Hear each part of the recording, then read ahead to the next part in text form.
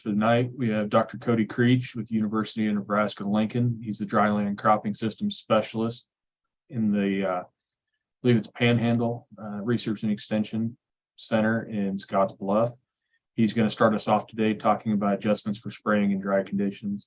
And then Dr. Sarah Lancaster, K-State's Extension Weed Specialist, will be discussing herbicide-resistant grain sorghum and research on tumble windmill grass control. So with that, I will stop, and I think Dr. Creech, you should be up next.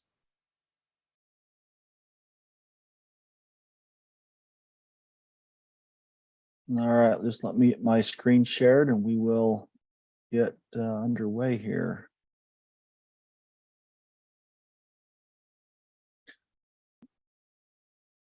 All right, hopefully that's working. It says it is, so we'll just go with it and assume it's all going well. So I'm excited to be here with you all this evening. Glad I'm not stuck somewhere in the snow, that we're safe and sound, and I'm over in Hayes right now, so I'm excited to be able to at least see some folks in person tomorrow, which will be great. Really excited for the invite from the team that is putting this together. You guys have a great team that is out here in Northwest Kansas, and me being in the western part of Nebraska, I had the opportunity to interact with a lot of them over the years that I've been out here. So I do both the cropping systems and weed science work in western Nebraska and drying crops.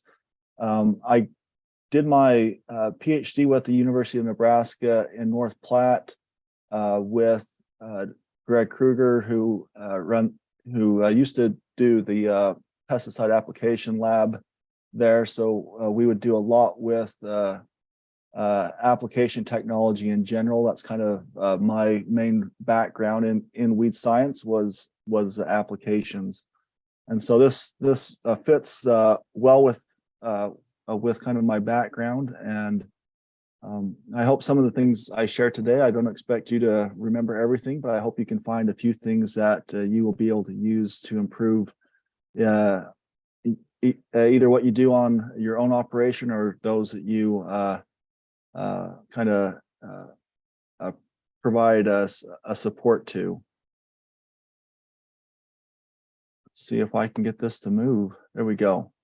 So this slide, I always like to start with this because I think it sets the stage well for kind of my topic and my approach in general with the weed science. This is by Sun Tzu, who was a Chinese war general that lived about 500 BC, and he was the author of the book The Art of War. And in that book, he says that if you know the enemy and know yourself, you need not fear the result of 100 battles.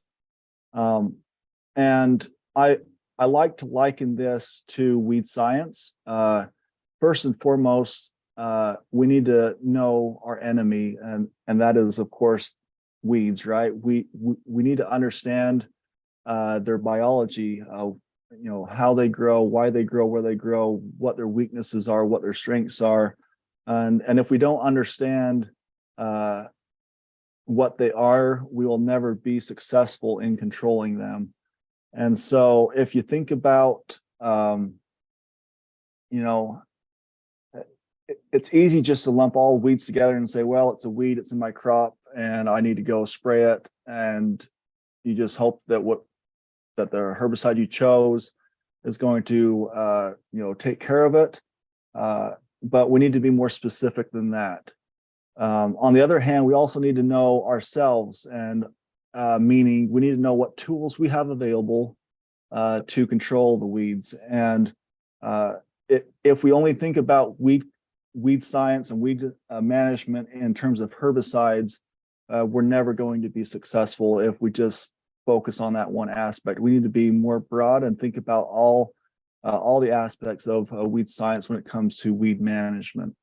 So although my talk today is going to be mostly focused on herbicides, I do want to go through a few things related to other aspects of weed science in general. We talk a lot in weed science about the different methods of weed control. There's generally 5 classifications for most folks. The first is prevention. And this is one that is probably the most difficult to measure if you're being successful, because if you're successful, you don't see the weeds, and if you're not, you see the weeds, but you never know if it could have been a lot worse, right? And so you're trying to prevent something that you can't see, and you don't know if it is a problem or will be a problem. But this just goes into the idea of understanding where the weeds are coming from and how we can prevent them from making it onto our farm. Recently in Western Nebraska, we've had a lot of snowfall this winter. It was the second wettest January for the Scotts Bluff area on record. And we also graze a lot of cattle on our corn stalks up there. And so, of course, when we had a lot of snow, folks started kicking out a lot of hay for the cattle. And I guarantee you, not many of them were thinking about, well, do I have any weeds in this hay I'm kicking out across this field? And they were just worried about feeding the cattle. But again, that's something that we need to be thinking about and be just aware of where our hay is coming from and what some of the potential weeds are that might be coming with that. That kind of ties into just other avenues of weed seed dispersal, whether that's through the wind or water or animals. Weed seed can come in just from all over, really. Some really interesting work out of the Southeast USA looked at weed seed dispersal from birds, from migratory birds. And they found that as birds were flying overhead, they were spreading seed across the landscape. And so again, that's not something we can necessarily control, but it's something that we need to be aware of so we know what we're watching for. The next one is cultural control. So this is, cover crops, crop rotation. If we delay our planting or we move into early planting, the planting timing is important, because once we have a crop that's up and going, it really limits our ability to control weeds, right? We don't have nearly as many options as soon as that crop comes up as we do before that crop comes up. And so again, understanding what our weed problems are going to be in the field can help us determine when we should be planting. Do we need more time to control some weeds and knock them back before we get our crop up and going?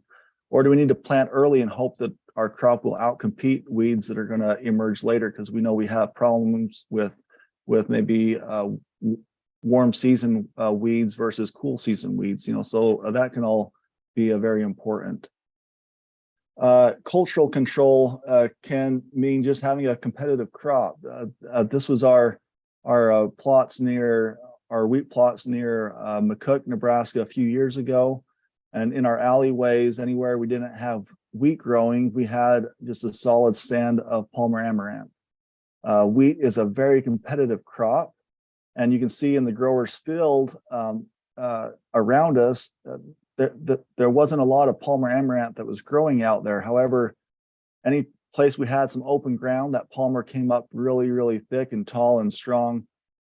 And that just goes to show that, having a competitive crop can be really good at weed suppression. Now, once this crop is harvested, of course, we need to worry about Palmer amaranth coming on later, and we need to have a plan for that as well. Mechanical weed control. Again, this is something, tillage, mowing, pulling, hoeing. My favorite is chaining. I wish we could do more chaining out here, but that doesn't necessarily work on cropland. We might need that for some of the Palmer amaranth we get out here. But it's, anything we do physically to remove weeds can be effective. And this has been a challenge because, we've had this big push to move towards no-till, right? And so we've moved away from tillage. We focus more on herbicides. And in some cases, that's really hurt us in regards to weed control. We took some tools away, and now we're thinking about getting back into some of those tools. this is some work that was done near Sydney, Nebraska by my predecessor, Drew Lyon, who's now up at Washington State University. And he looked at tillage as a tool to control downy brome. Okay, and I think this can be applicable to a number of different weed species depending on the characteristics of the weed. But what he did was he did some tillage in some plots, and then he went back out afterwards and did no more tillage, but he would measure the weed densities in the following years. And so you can see in that first year, in the no-till plot, he had 32 downy brome plots per meter squared. Okay, and in his plow plot, he had 0 plants. And then if you jump down to the 5-year post-tillage, in the no-till plot, he had 113 downy brome plots or plants in that no-till plot. And in the plow plot, he only had 1 downy brome plant 5 years later. So again, he was able to get a lot of benefit from one single tillage application that pay dividends for a number of years. And we continually see research that suggests that occasional tillage, meaning maybe once every 6 to 10 years, doesn't necessarily hurt our soil health a great deal. We can get by with doing it and then go back into a no-till system and really be effective at reducing that weed pressure. And again, so it's something that we can think about and use as one of those tools in our toolbox. The next method is biological. This is one that doesn't really apply well to agriculture in a lot of ways. It's more common in rangeland. There's a lot of good examples in rangeland, not as many good examples in the type of ag systems we currently use. The biggest thing with biological control is you typically have to be okay with just weed suppression, not necessarily control. It will kind of keep things in check. It doesn't really wipe it out. And that's just the way it works. And again, that's something that's more common on rangeland than it is in an agricultural field. And then we get to chemical, and you know, I provided a few examples of some common herbicides. Again, this can be a very effective tool. It's great to have in our toolbox, and it's great to use, especially if it works. It's very efficient. It sure beats a lot of the other methods of, you know, for example, going out and pulling weeds. You know, anybody that's pulled weeds for any amount of time understands that isn't very fun. And so using these tools that we have can be very helpful to us. So that brings us into this idea of, well, what's the impact of the drought that we've been having on our herbicide applications, and how do we need to change this up a little bit to maybe get better outcomes with our herbicide applications. So here's the latest drought monitor. Looks like you guys are still far worse off than we are up in Southwest Nebraska. And hopefully we'll all find some relief in this coming few months. But we saw this in Western Nebraska as well, where our herbicide applications last year were really challenging in a number of ways. The first thing that we had to deal with was the wind that we had in the early spring. It was so windy in Western Nebraska, and I assume it was down here, that even if you had a sunny day, you couldn't get out and spray because it was just way too windy. And so we didn't have very many days that we could get out and actually control the weeds when we wanted to control them. And that allowed the weeds to maybe get a little taller, bigger than we typically would have liked. Maybe we couldn't get our pre-emergent herbicides out as soon as we'd like. A lot of things went into play, and that set us up to be really behind the 8 ball in 2022 as we try to get out and get our weed control going. And so that gets us the, okay, so what can we do this coming year that might help us out and give us some better luck? You know, knowing that, of course, we can't control what the wind and the weather does all the time. So a couple of things to understand when, you know, when we talk about herbicide applications in a drought environment is that it can have a huge impact on our weed control. Okay. That shouldn't be a surprise to anybody here. We had in Scottsbluff, we had some kochia that we sprayed probably 30 different herbicides on it at full rates, maybe even some 2x rates type stuff. And it didn't matter what we put on it, it did not hardly hurt it. It was so dry, so hardened off. It just didn't matter. You know, we could have dumped diesel on it and it would have, you know, kind of laughed it off and kept on going. So there's some situations like that where, again, maybe we were out there too late trying to spray, and if we could have been on it earlier, it would have been better. But in general, most herbicides are most effective when applied at 70 to 85 degrees. And when the plant is growing well, you know, when it has water, and that's because when it has plenty of soil moisture and the temperatures are good, that plant system is functioning. It's pulling moisture up through the vascular system of the plant, up through the xylem, and it's distributing that. It's pulling nutrients in from the leaves and sending them down through the phloem. And so there's stuff moving in the plant. It's going to move the herbicide well. You know, it's very active. When we get dry, all of that starts to shut down, and it's very limited on how much respiration is taking place in the plant and how much is actually occurring in the plant is really reduced. And that's why our herbicide efficacy goes down a lot. And so in general, herbicides like that don't do well, and specifically systemic herbicides really don't do well in those scenarios.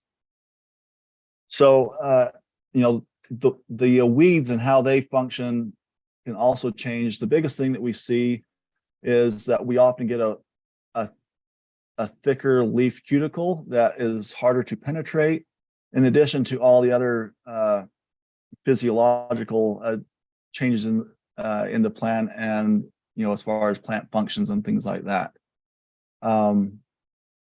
Just again, things just don't move as well in the plant when it's dry and stressed, and it just doesn't. Our control is not what we want it to be when things are dry. So the biggest reason why systemic herbicides don't work well when it's hot and dry like that is because the plant is essentially it's shut down. You know, it's not going to take it up. Those kochia plants that we sprayed in Scottsbluff, they probably didn't grow in more than a half inch over the course of a few months because it was so dry. And so if they're not growing, if they're not doing anything, they're just trying to survive. They're not going to uptake anything that we spray on them. So any systemic herbicide, you know, glyphosate-based product, SU herbicides, growth regulator herbicides, grass herbicides, all those are going to be ones that are really affected by these hot, dry temperatures and are not going to really do well when applied under these conditions. So what can we do when we need to get out and we need to apply a post herbicide? A couple of things you can think about is getting out and applying those post herbicides early in the morning, because generally over the course of a night, a plant might recover from the heat of the day, that drought stress. They're going to be able to pull whatever moisture they can pull together. They're going to pull, and they're going to be in the best place as far as plant health wise early in the morning as they come out of night. And so that's the ideal time. Now, again, there might be wind that's associated with that, but spraying in the morning is better than spraying in the late afternoon or evening. Although the temperature might be the same, the plants have more time to recover if we are out spraying in the morning compared to the evening. The use of adjuvants become extremely important when we have these dry conditions. And if we don't have, if we're not using full rates of adjuvants, or if we're not using good adjuvants, our herbicide applications are not going to be effective. We'll talk about adjuvants a little bit later on in the presentation. So if we shift over to contact herbicide performance, for most contact herbicides, they actually do better as temperature increases. And so I guess in one hand, that's a positive, that as it gets hotter, that we see control do better, but that can also result in the potential for greater crop injury. So as our temperatures go up with contact herbicides, especially over 85 degrees and above, we need to be very cautious about the use of contact herbicides in crop. Now, in fallow systems, that's completely different, because we don't have to worry about crop injury. And so if we're able to spray and do a good job in a fallow area, then there's a lot of benefit to spraying when the temperatures are warm when using a contact herbicide.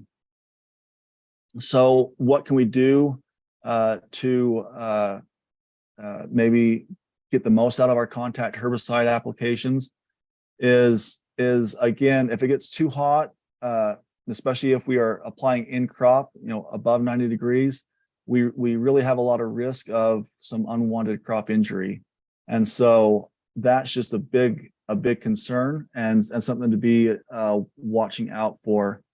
And so we see, well, it's too hot, so then we start to delay our herbicide application, and we don't want to be out there, and that affects our timeliness with our weeds. And that's just something to be aware of, right? Again, for contact herbicides, best thing to do is have a high spray volume, small droplets, to get good coverage. Small droplets can be a challenge in warm temperatures because they evaporate more quickly, and we'll talk about that as well later on.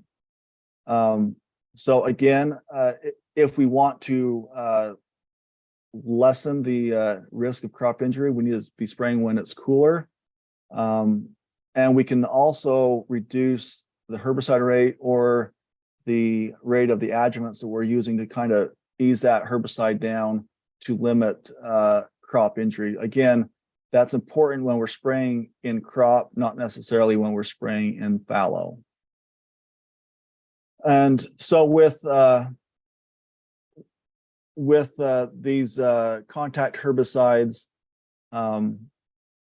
the injury can be minimized when the temperature has decreased, and we can alter those rates that we're using depending on the crop that we're working in and the situation that we are in. For contact herbicides, if we're again just talking about crop injury, the first few hours after application are the most important. And so if we spray it in the morning and then it starts to warm up or cool down, that's going to impact it differently than if you spray in the evening and it's cooling down versus in the morning versus when it's warming up. Again, just things to be thinking about when we are out applying that type of herbicide. So spray droplet evaporation is something we need to think about, especially when it's hot and dry. In a drought environment, we're not going to have a lot of humidity either, and that's going to impact herbicide performance. And there's not a lot we can do if we don't have a lot of humidity. But what we can do is we can increase our droplet size so that the spray droplets that we use are not going to evaporate quickly. So I provide the example here of a 70 micron droplet, which is a very, very fine droplet,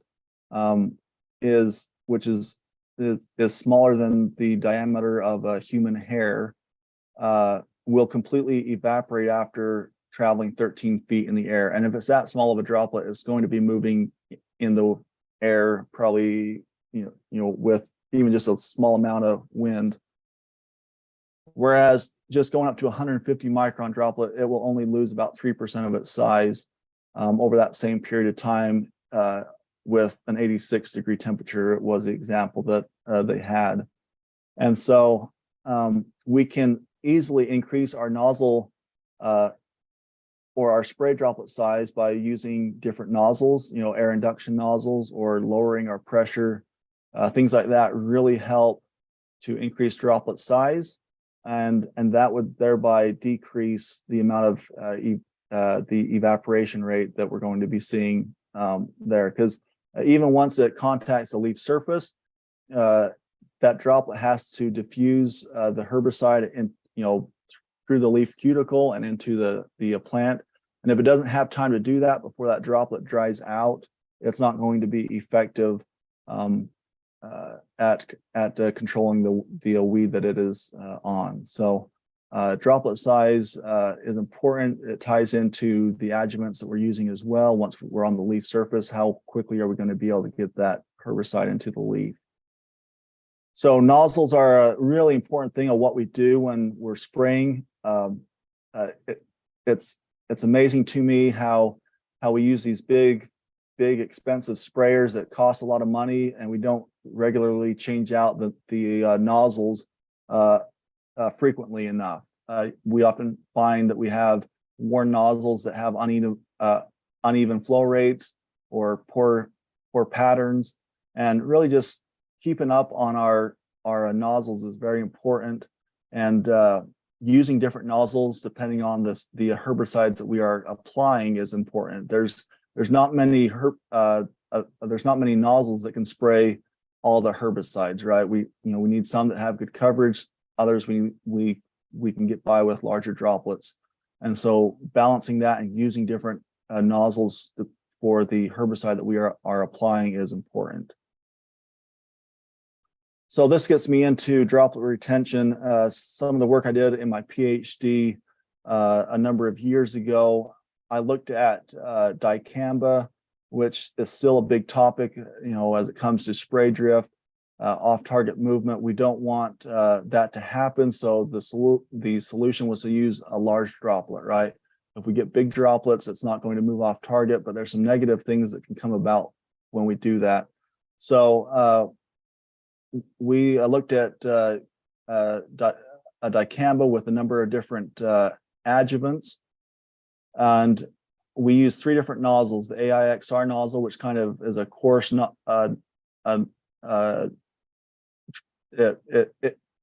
AIXR produces coarse droplets. The TTI is a very coarse, or ultra coarse, excuse me, and the XR is kind of a flat fan fine droplet. So we kind of have a different parameters there. We also increase the pressure from 20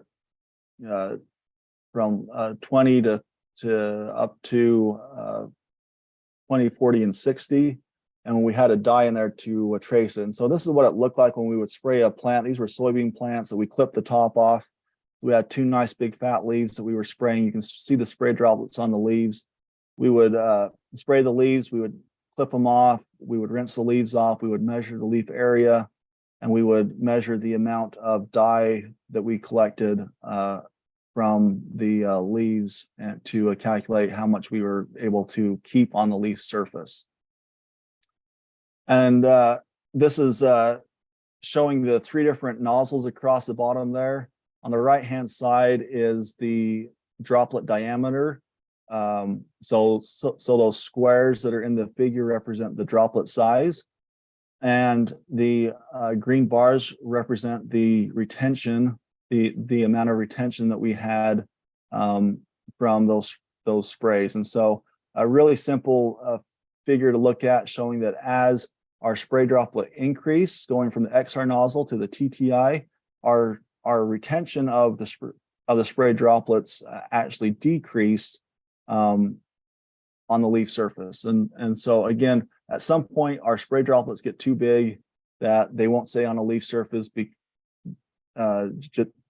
due to their sheer size. So there is a point where too big is very possible, and that could be detrimental to our control. This is looking at the different spray pressures. So as you can see, as we increase the spray pressure from low up to high, our droplet size decrease. Okay, but interestingly enough, so at a low pressure, we were able to have more retention on the leaf surface. That remained true, or it reduced as we went to a medium pressure, and then it actually started to go back up at the high pressure. This is, again, you have to kind of think of this as spray droplet velocity. As we increase the pressure, not only does the droplet size change, but the velocity of the droplet changes. Okay, so at a low pressure, we're gonna have large droplets that are moving slowly. And as we move up to the high pressure, the high pressure will have smaller droplets, which we do see in the figure here, but they're going to be moving at a higher velocity. However, the thought here is that we finally got to a point where the droplet size was small enough that we started to retain more. The droplet size was more important than the velocity at that point, and the retention improved because of the smaller droplet size. Lastly, just looking at the different adjuvants, you can see if you look at the droplet sizes there, just the addition of the adjuvants, it changes the droplet size, right? There is some variation in droplet size depending on the adjuvant because it changes the surface tension of the spray solution. So if you'd start down on the bottom with none, that is just Clarity by itself, dicamba by itself, fairly low retention. And you move across to the MSO on the left-hand side, where we had nearly 4 times the amount of spray we were able to retain on the leaf surface when averaged across the different nozzle types and the different pressures. Okay, so obviously the adjuvant that we use can really help those spray droplets stick to the leaf surface and remain on the leaf surface, which is, when it comes to a spray application, if the spray droplet doesn't stay on the leaf surface, there's no way we're going to control anything. So this figure I like just because if you step back and you think about your whole system that we have to control weeds in, this is an example of sorghum. We need to evaluate what's most important and where the weeds are coming in at. So in this example, we can see we have some kochia and mareshtail that are there early. We have our summer annuals there, early on in the summer and through the summer, and then we again post harvest we have some mareshtail coming in. So thinking about how we can control these weeds is important. So you can say, well, what tools can I use to control kochia and mareshtail early? What do I have that I can use in crop? What am I going to use post harvest? And we need to approach them differently. This is some weed emergence work that was out of Nebraska about 10 years ago, where understanding the weed emergence helps us to make a plan, right? So if not lambscor, let's pick mareshtail, for example. We know that mareshtail is a weed that is going to emerge primarily in the fall in Nebraska. About 90% of it emerges in the fall. It can be a very troublesome weed in crop to control. It's very difficult to control in crop. However, in our work in Nebraska, we found that just simply applying a 2,4-D or dicamba in the fall pretty much took care of our issue, right? So the mareshtail is a challenge because you have to be out looking for it to know that it is a problem. If you wait until you see it, it's too late. It's already starting to grow and bolt, and if you try to control it at that stage, it's too late. However, if we go out in the fall and we spray, we take care of it, but you have to be able to get out and you have to crawl around on the ground. You have to identify it when it's small and know that it's there. Kochia is another one that comes on really, really early. Again, so if we're going to control kochia, do we wait until June, or do we try to find a way to get ahead of it and control it early? These pictures here were taken in North Platte on March 9th. So kochia was up and going March 9th in North Platte. Again, is this already too late to control it? Are we already behind the 8 ball? It's already coming up. Okay. So again, having that plan in place and thinking about what our issues are going to be and how we're going to manage them when they come up is important. This was from near McCook, looking at Palmer amaranth emergence. The reason Palmer amaranth is so difficult to control is because it does come up throughout the whole year, right? So you can do a really good job controlling it, the first part of the cropping system, and then the corn takes off and grows and you lose sight of it and you don't even think about it. But it's there, right? Or you have another crop, maybe it's wheat, and you harvest the wheat off, and then the palmer comes up late, and you have to have a plan to control it late. We've seen palmer emerge late in the summer, and it'll grow 2 inches high and throw out a seed head and drop seed at the end of the year, after you did really, really good job controlling it for 90% of the growing season, and you let it go at the very end, and it'll drop seed on the ground just by being able to grow 2 or 3 inches tall and drop seed. So it's a very frustrating plant to try to control. So we wanted to look at, for kochia control, was there a way we could try to get ahead of it? And this was looking at both fall applied. So those first 2 through 7 were applied in the fall in October. 8 through 13 were applied in the spring. And so what we wanted to do was just evaluate a number of different soil applied herbicides that we could potentially recommend folks use to get ahead of kochia. And so when you think about kochia, like I mentioned, we tried to spray it in the early summer this past year, and it was so dry, it didn't matter what we sprayed on it. So to get around that, rather than say, well, we have to rely on a post application, can we try to focus more on a pre-application?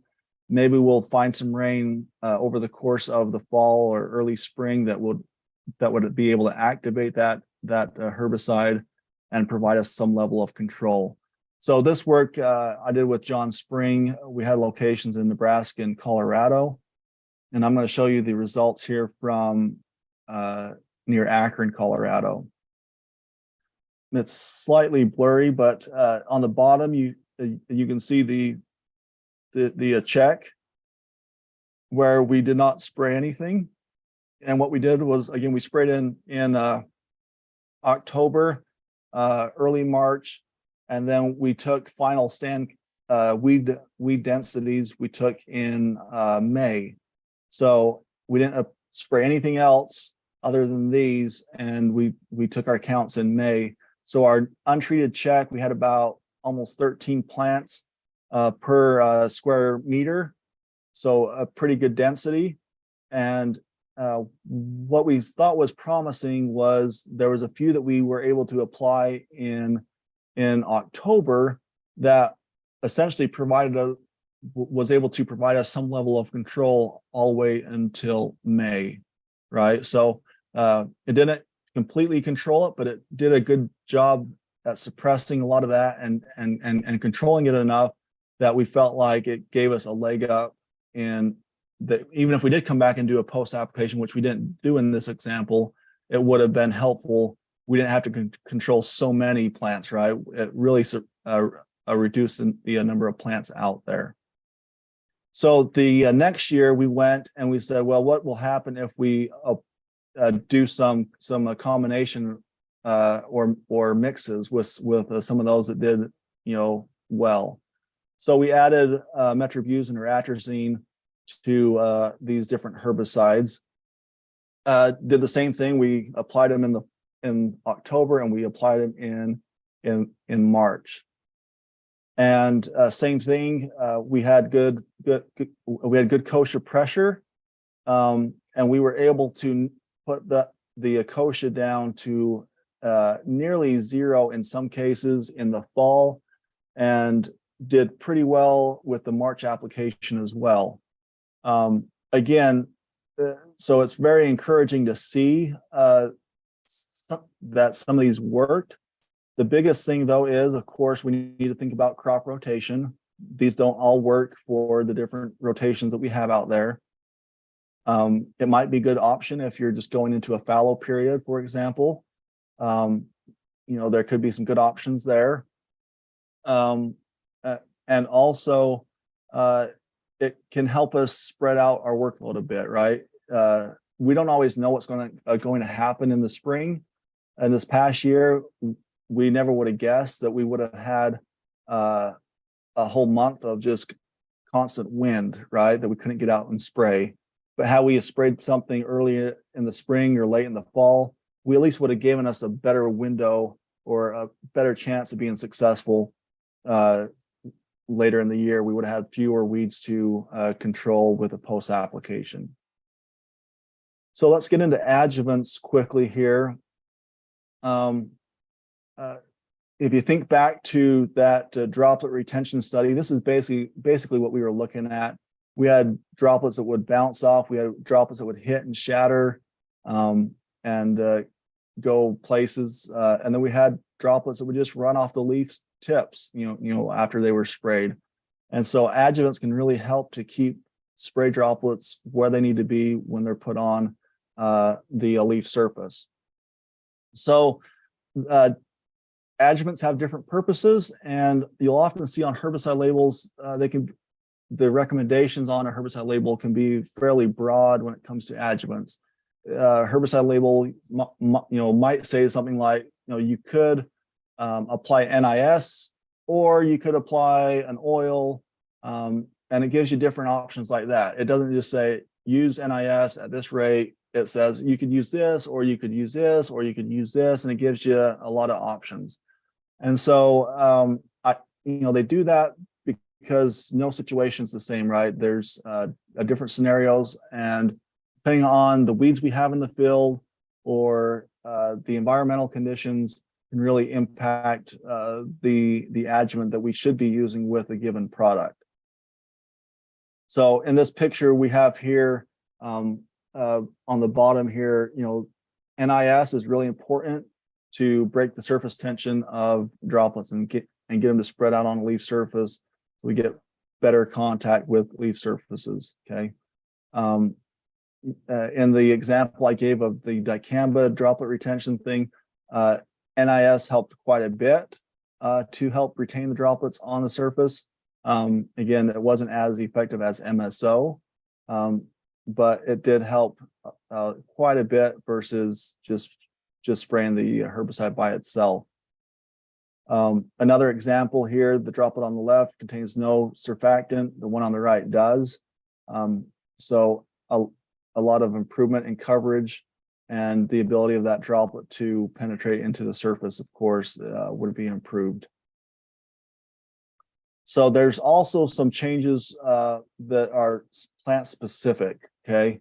So these examples here of giant foxtail being what's referred to as a difficult to wet species versus red root pigweed down below, that's an easy to wet species. And just the leaf characteristics can really impact what happens with the droplet on the leaf surface.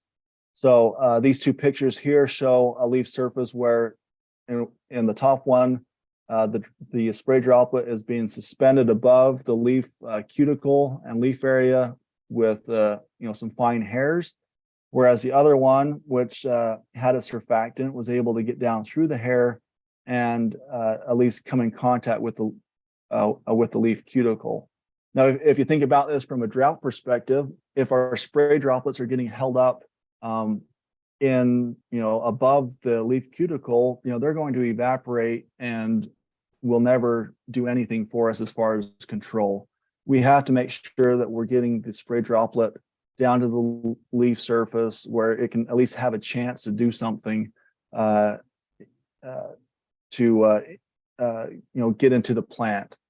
Again, if the droplet's too small, it's more likely to get held up. It's more likely to evaporate. If the droplet's too large, it's more likely to bounce off or roll off the leaf surface. And so that there has to be some give and take. And we need to think about what's the best depending on the types of weeds that we're trying to spray versus the herbicide product that we are spraying. So in the world of adjuvants, there is essentially an unlimited supply of adjuvants. There's over 700 adjuvants from over 40 companies. Every once in a while, the compendium of herbicide adjuvants it is published. It kind of summarizes all the many adjuvants that are out there. Brian Young, who's now at Purdue, leads that effort. And he does a really nice job kind of pulling it all together in one publication. A couple things about adjuvants is that adjuvants are not registered with the EPA, meaning they're not specifically evaluated by the EPA. It doesn't mean that anything can be used as an adjuvant or that that's the case. There's many products that are adjuvants that are and surfactants that are in formulated products. Obviously, the EPA registers formulated products and provides those labels, and so they are evaluated. However, the adjuvants and surfactants that are sold alone don't necessarily have to be approved by any regulatory body. There are certain states like California, Washington, for example, that do have some additional regulations on adjuvants. But that's not the case in most states. And lastly, it's really important to understand that not all adjuvants are created equal. A few years ago, Richard Zollinger who was at North Dakota State, shared a slide on some data that he had. He did a lot of work with adjuvants, and he evaluated, I think it was 8 to 10 different NIS products. And so he had one herbicide, he put the NIS product in and sprayed, kept everything else the same other than he changed up the different NIS products. And he had about a 30 to 40%, up to a 30-40% range of control just by the NIS product that he was using. So again, the same herbicide active ingredient, everything else was the same. He was just changing an NIS product, and he was getting a lot of differences out there as far as control just by the product he was using. So adjuvants, they're not officially regulated, meaning I could go in my bathtub, I could mix up something in my bathtub, throw it in a jug, slap a label on it, and go drive down the road and try to sell it to farmers, right? There's nothing that stops me from doing that at all. And so it's just something to be aware of, that there is a very limited regulations when it comes to adjuvants. Seeing this, the American Society for Testing and Materials, ASTM, did come out eventually with some standard terminology, meaning that we could better describe products and say, okay, an NIS must have this in it to be called an NIS, or an MSO must be this type of oil and this much oil to be called an MSO, or an HSOC must have this percentage of this and this percentage of that to be an HSOC product. And so we were able to standardize things a little bit in that way. However, again, still no regulations, and there was no requirement that folks adhered to those terminologies. Later, kind of due to this, there was a trade association called the Council of Producers and Distributors of Agrotechnology, the CPDA, and they decided that they would get together and that they would offer a certification service where registrants could send their product in to be evaluated, and if it passed the standards of the CPDA, they would slap their seal of approval on the product, and hopefully provide buyers at least a little bit more peace of mind that this adjuvant at least meets certain standards of this council of producers and distributors. So if you're unfamiliar with it, you can go to this website here. It's at cpda.com, and then there's a CPDA/certified product thing. And currently, when I pulled this up a few weeks ago, you can see it shows 220 entries. And so there's 220 products out of that 700 that have passed the certification certification process. And you can go and you can sort by any, you can sort by the product registrant, you can sort by the product name. What's kind of neat is they also provide a, they also provide the different traits there on the right-hand side, and if this product has been approved for use in those given traits. Okay, so here you can see there's certain registrants like Winfield and Titan Pro, Wilbur Ellis. These are folks that have sent their products in, they've been evaluated, and they've been given that approval that yes, these are products that meet a certain standard. So it gets us from 700 crazy adjuvants down to 220 that we can at least have a little more confidence in, which I think is helpful to us. So here's just an example of a label for R11. You can see on the right-hand side there, it has a little seal of the CPDA. This was an older one I pulled up right here. There's a newer type of a label that you might see now that's been updated. So again, it doesn't, it just means it's gone through an added step of being checked out, that you can have a little more confidence in this product. Now, I don't know, I've looked at a lot of products in my research over the years. I won't say use this product by this guy or by this company. What I will recommend is that you use a product that's been approved by the CPDA. Most of those products I would say are good products. And then if you don't know for sure, the best thing to do is just to put them to the test. And if you have a large field you're spraying, mix one spray load with one adjuvant or surfactant or whatever, and in the next load, try the other one, and then just see how the control looks, and if you see any differences in control or crop safety or anything. Don't go by just the price of the adjuvant and say, well, this is the cheapest NIS out there, so that's what I'm going to use. Try to find a good adjuvant that is certified, or that will at least work well for what you are trying to do out there. But put them to the test and see what works best. And then use adjuvants to increase control. And I just wanted to share this work we did this past year. We were looking at the Beyond and Aggressor herbicides. We sprayed these all with MSOs. The one thing we did do is, you'll see on treatments 4, 7, and 10, we added just 3 gallons of 3200. We did change the gallons per acre as well there, but I want you just to focus on treatments 4, 7, and 10 that had that additional 3200 that was in there. In our Downy Brome biomass that we took in the middle of summer, you can see that those 3 that had that additional UAN actually improved. And Beyond is one that it has a history where early on, when it was first released, the use of UAN was kind of frowned upon, but it is accepted now. It's something that you can put even more than we use in this study to help to bump up that control, and it's something that might be helpful when we have a dry environment. Jointed goat grass control has always been a challenge. We didn't see the same grouping of those 4, 7, and 10 for the biomass control there.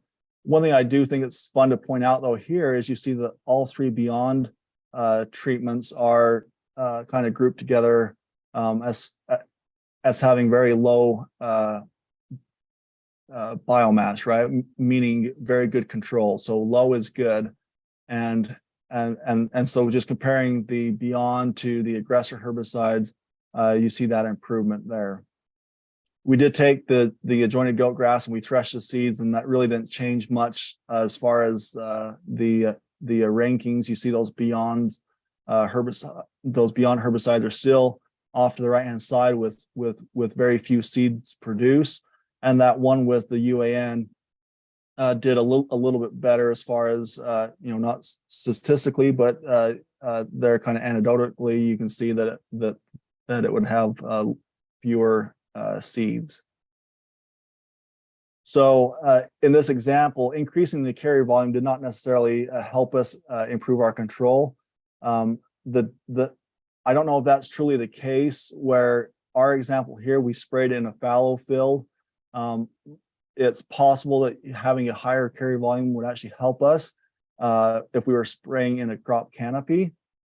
But the use of the UAN did help to improve control of both downy brome in this example.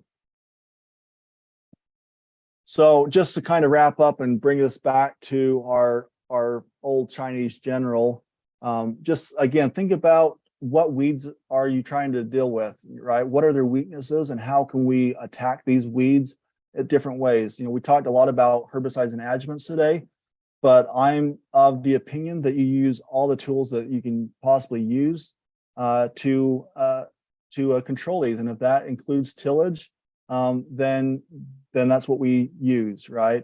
And then we need to understand the tools we have at our disposal, and if that's using that tillage, then we can use it on occasion, and we might find that just using it once in a few years is going to really help us out in the long term to keep those weeds under control.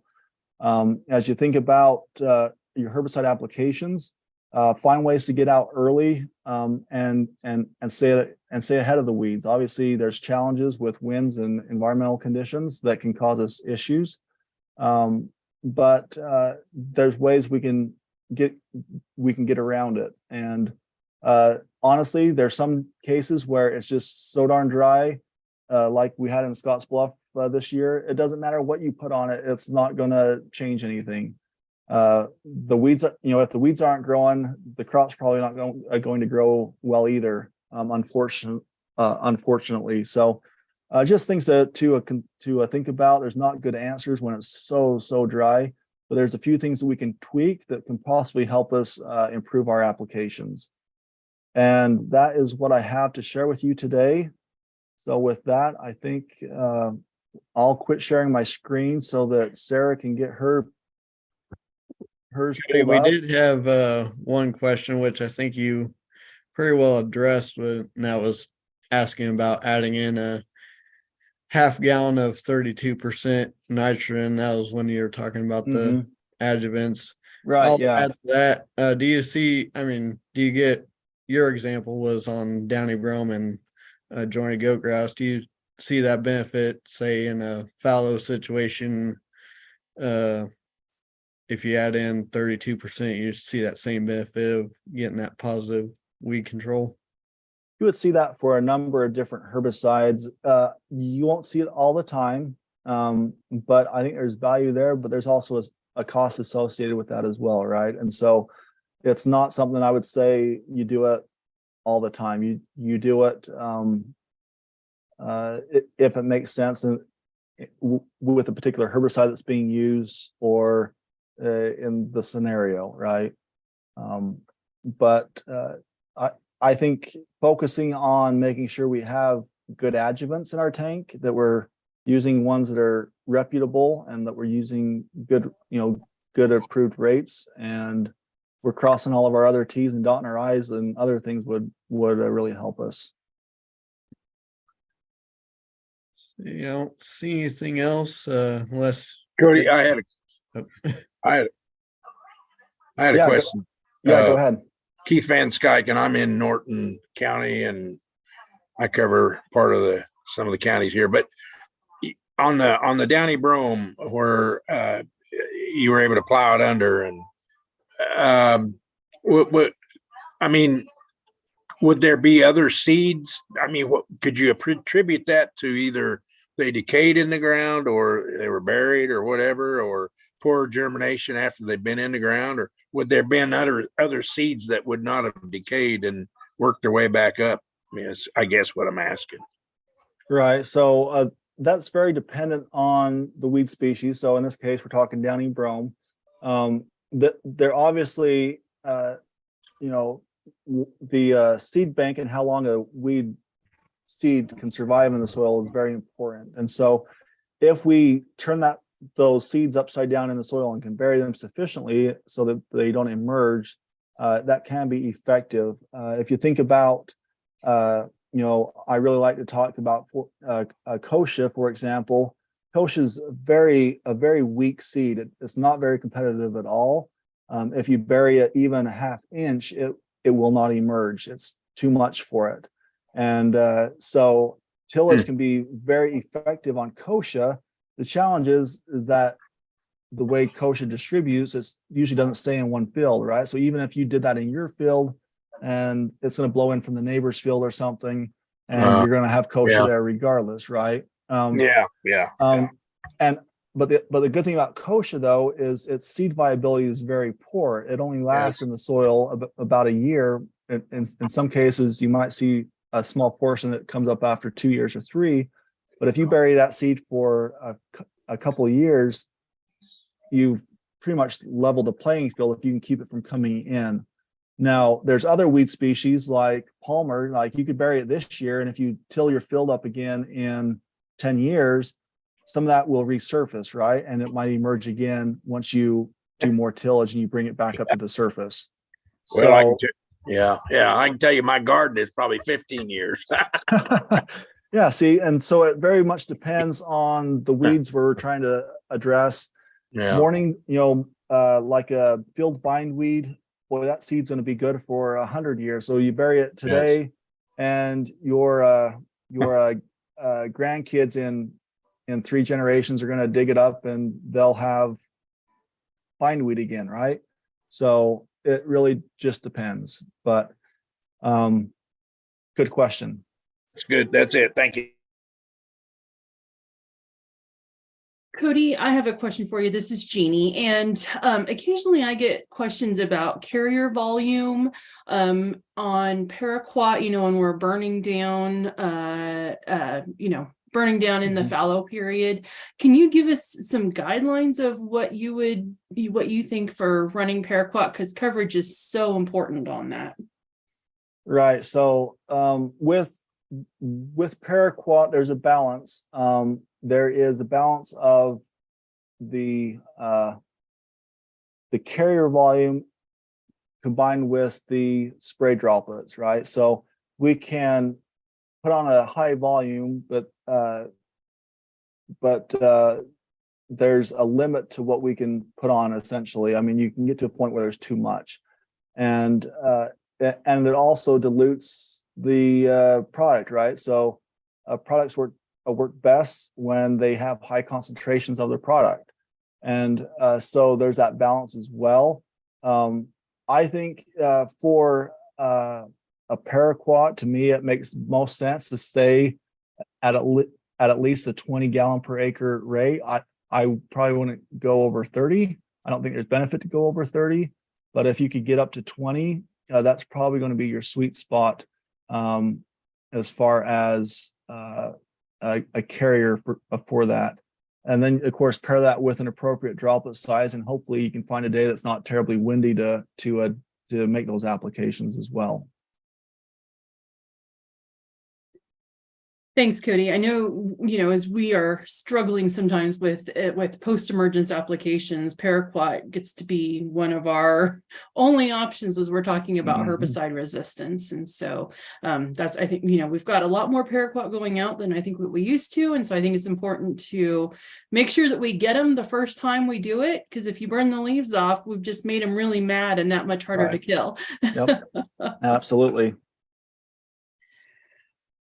Okay, I also got a question here the other day, and we were talking about adjuvants, and you spent quite a bit of time going through those. I had a person ask me if there is a certain adjuvant that does a better job cutting through that waxy layer on leaves when we're trying to get herbicide down to the leaf surface. So crop oil versus MSO versus something else.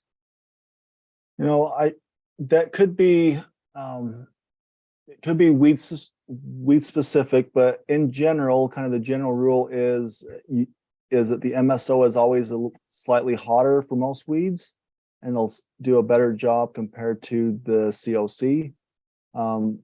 Again, there's cases where that might not be the case, but when in doubt, I would probably lean more towards the MSO as being a little bit hotter than the COC.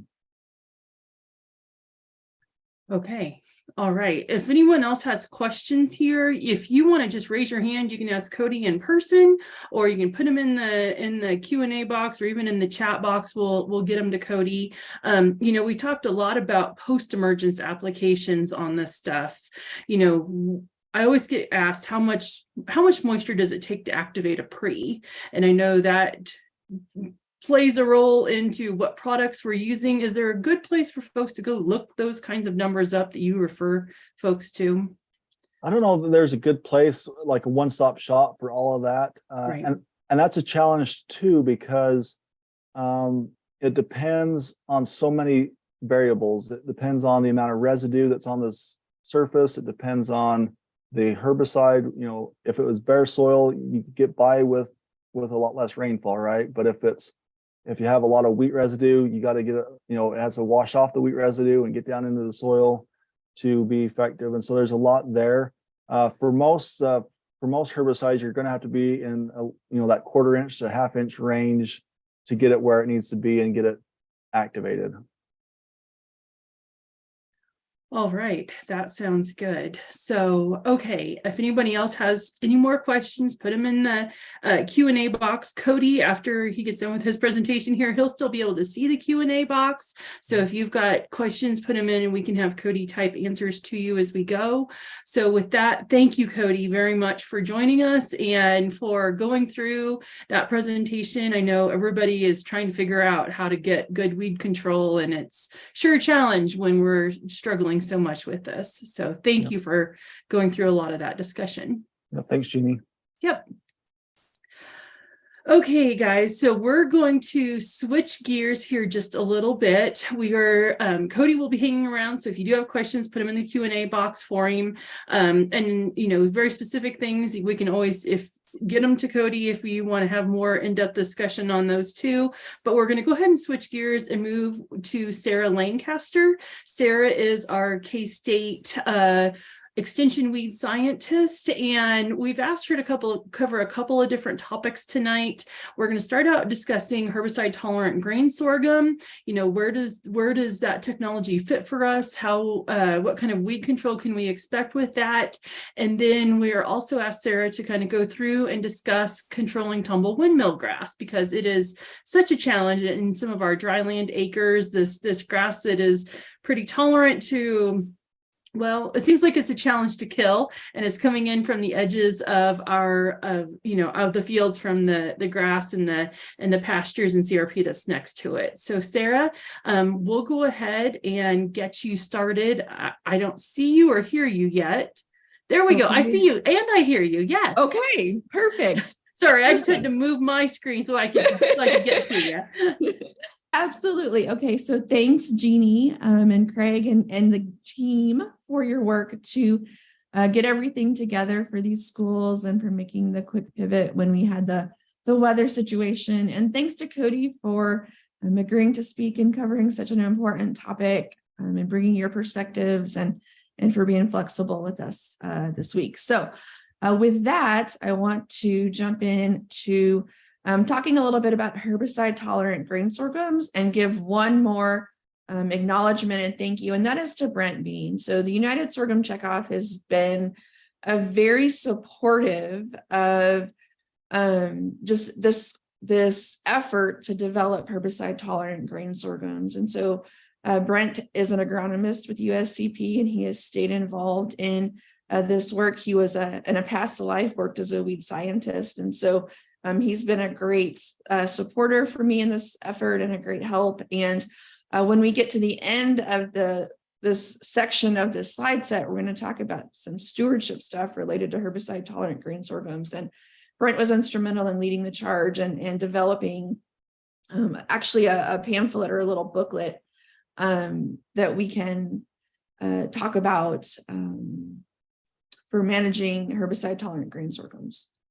So with that, let's see. And we can send those booklets out to folks who are interested. Sarah gave me a handful when I was in her office yesterday. So we do have those and we can get them out to you. Just let us know that you're interested in them. Awesome. Thanks for that reminder, Jeannie. Okay, so starting with the background here, you guys, if you're growing grain sorghum, you're aware that there are not a lot of herbicide options for grain sorghum. It's just, relative to kind of king corn, it's fewer acres and therefore less economic incentive for the bigger companies in terms of both herbicide development or herbicide registration, as well as transgenic hybrids or herbicide tolerant hybrids. So, I use the term transgenic here on this slide, but it's important to point out that all of the hybrids that we're going to talk about in this section are actually not transgenic. They're non-GMO. So these genes were transferred through conventional breeding programs.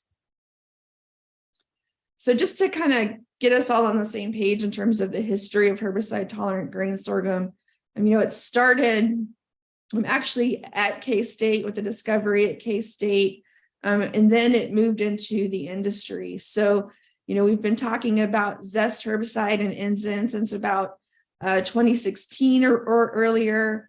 Then S&W got into the game in 2018 with their ACC-ACE tolerant. So that would be the double team hybrids. And then iGrowth actually was planted in 2019 in South America and Australia. So, they've got a lot of experience in the field with their hybrids and their systems from those Southern Hemisphere companies. So since 21-22, we've had herbicide tolerant grain sorghums on the market here in the US. So the next few slides, I just want to step through some characteristics of the hybrids and what we know about availability and market things there. And then we'll talk about the corresponding herbicides.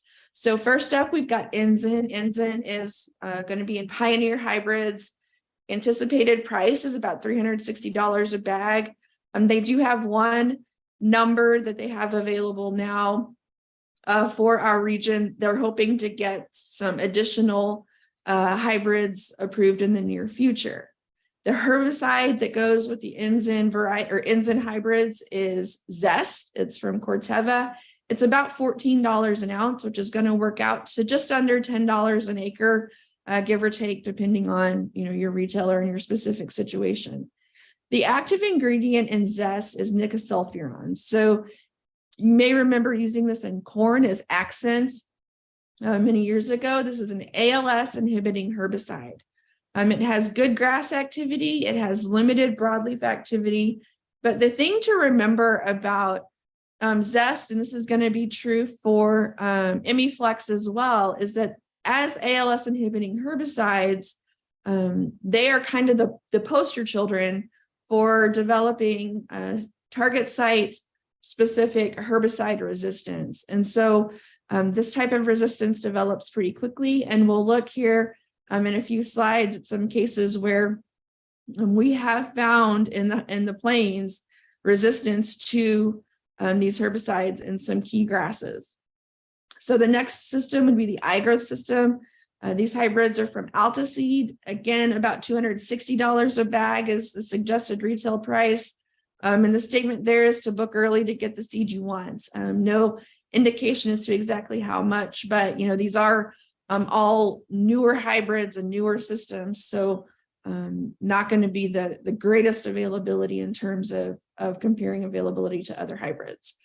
The herbicide for the iGrowth system is Emiflex. This product is registered by UPL. Price is going to be about $380 a gallon, which given the use rates takes us down to somewhere in the neighborhood of $20 an acre. The active ingredient in Imiflex is a Mazamox.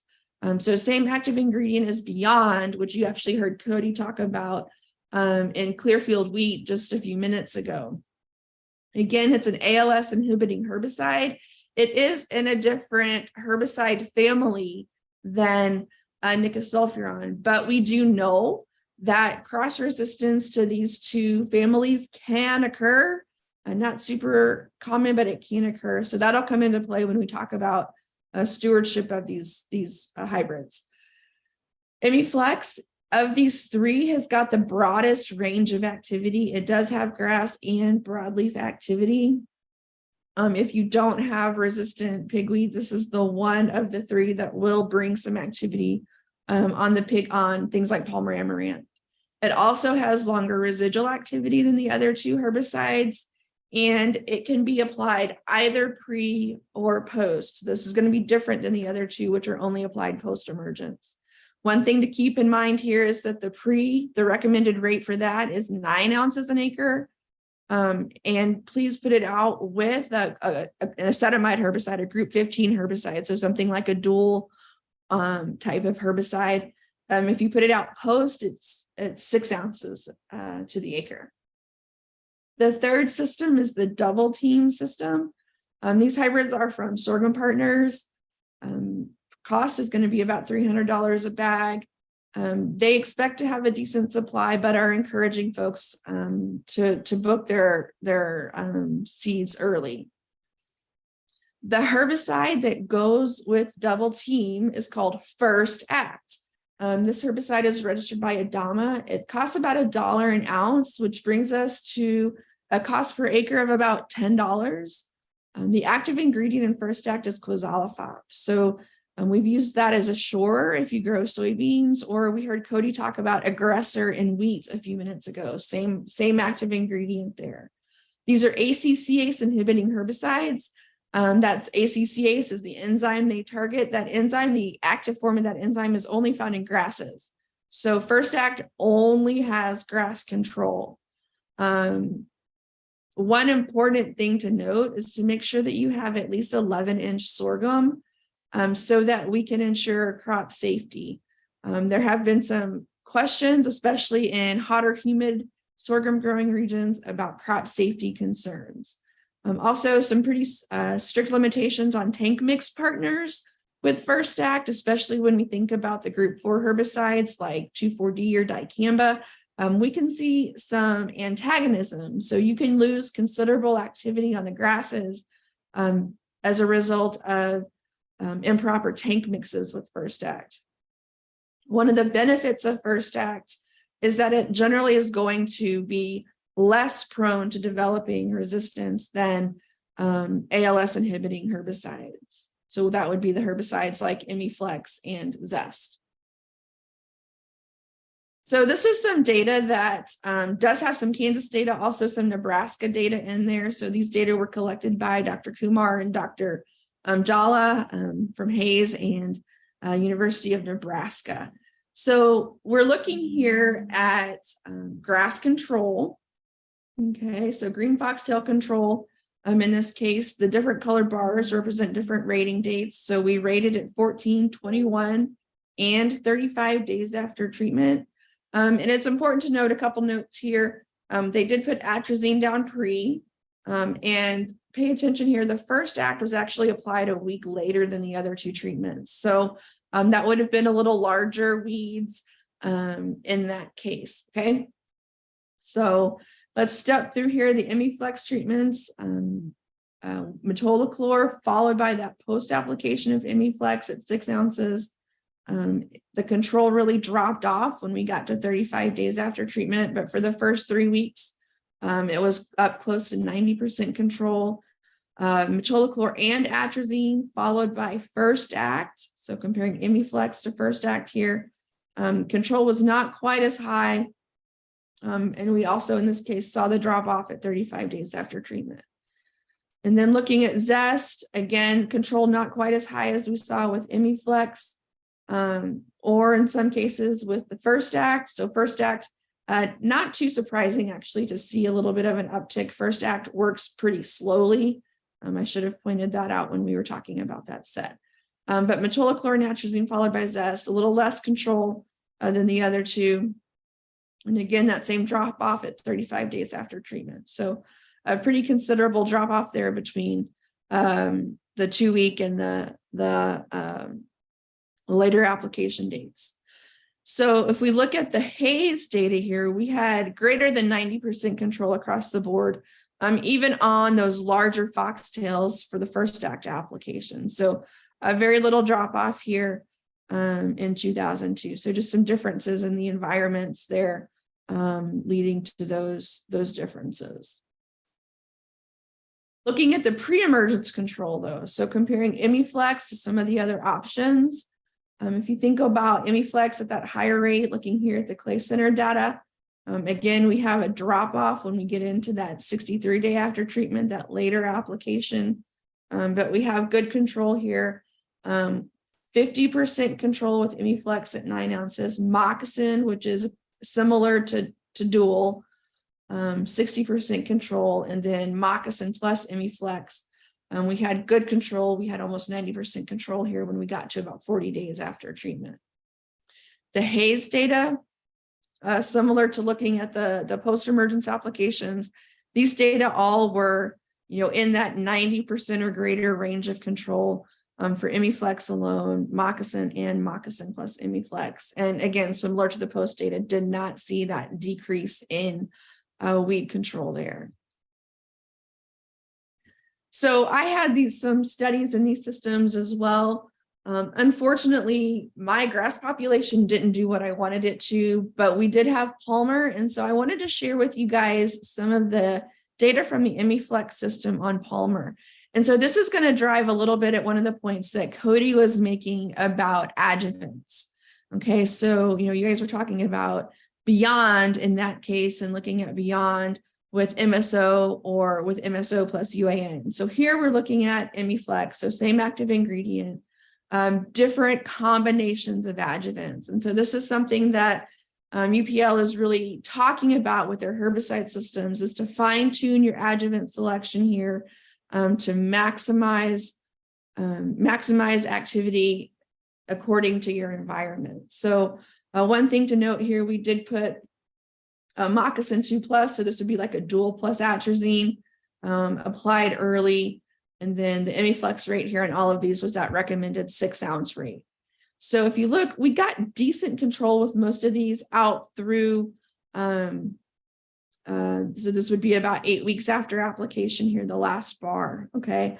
So excellent control, greater than 90% NIS plus AMS, but we did get a little better control at those later rating dates with the MSO, and there were no differences with the AMS and the UAN in this case. However, if you look back here at the COC, we did see an increase in control at that later date when we used UAN instead of AMS. So this is kind of driving to that point that Cody was making of, UAN can increase the activity of Imazamox, the active ingredient here in Imiflex. And in this case, we saw it with the COC where we saw a little less control with the COC plus AMS. So adding the UAN can bring up our control a notch with some of these herbicides. I mentioned earlier the antagonism that you can see with First Act. And so this is looking at 4-inch giant foxtail in this case. So not a super common weed for Western Kansas, but this slide does a good job of demonstrating what that antagonism can look like. So First Act, that 10 ounce rate of First Act, 80 to 90% control. But when they applied First Act with 2,4-D, pretty much went down to less than 10% control. First Act with Clarity, the control was less and it dropped off over time. So one thing to point out here, there is some other research that looks at how 2,4-D formulation can also affect this antagonism, where we tend to see greater antagonism with the amine formulations compared to the ester formulations.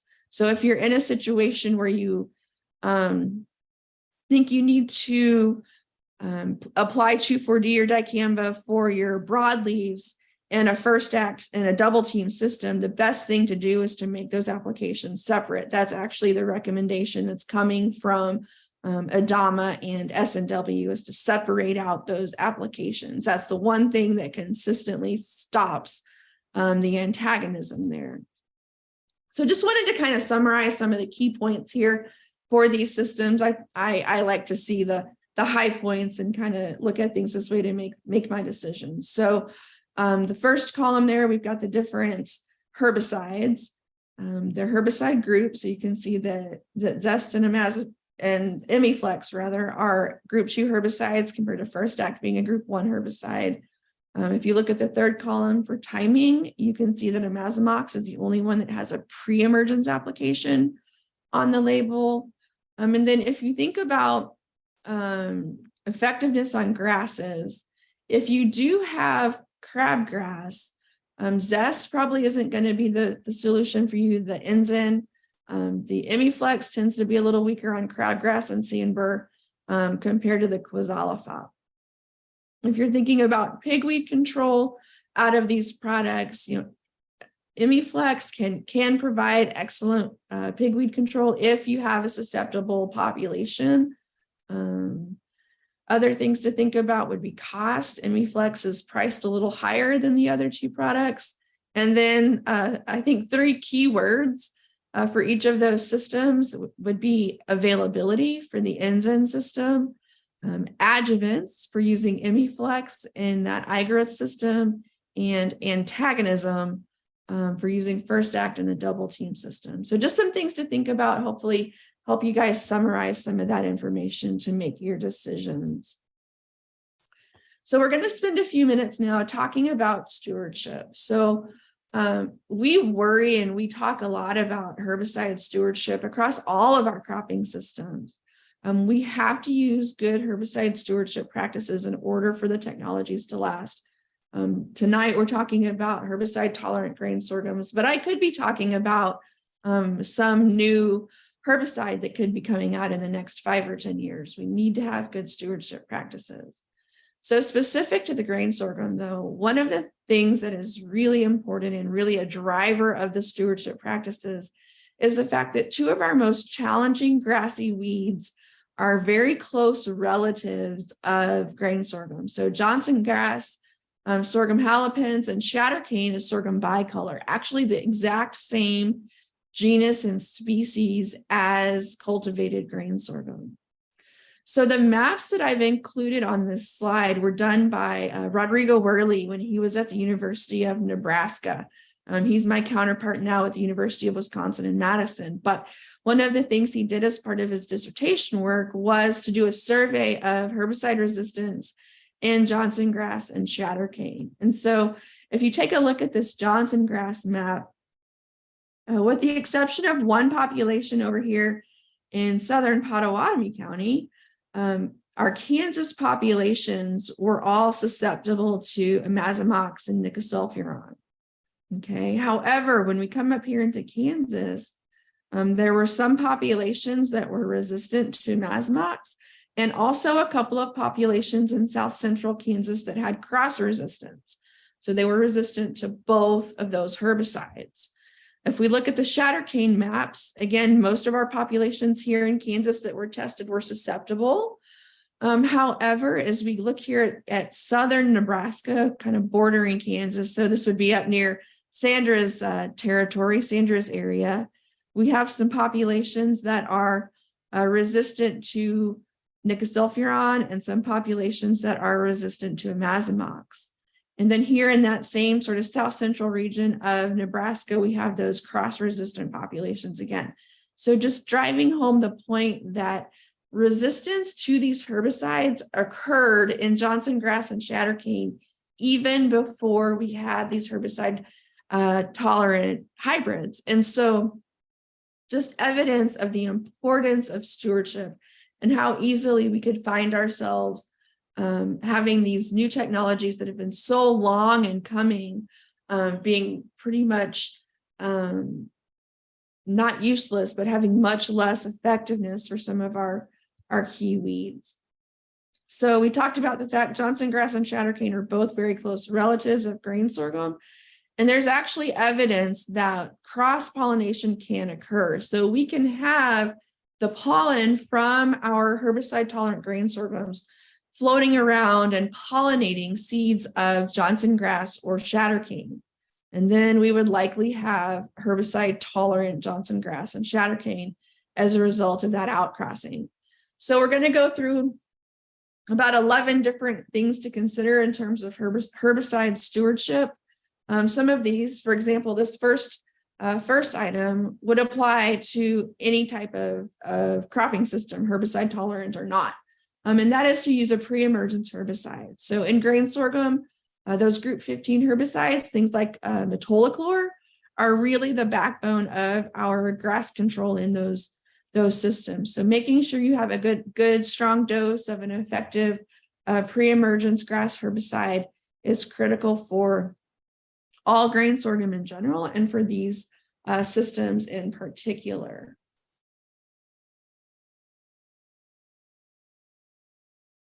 Point number 2, again, would apply to any type of weed control system, and that is to control grasses when they're small, especially.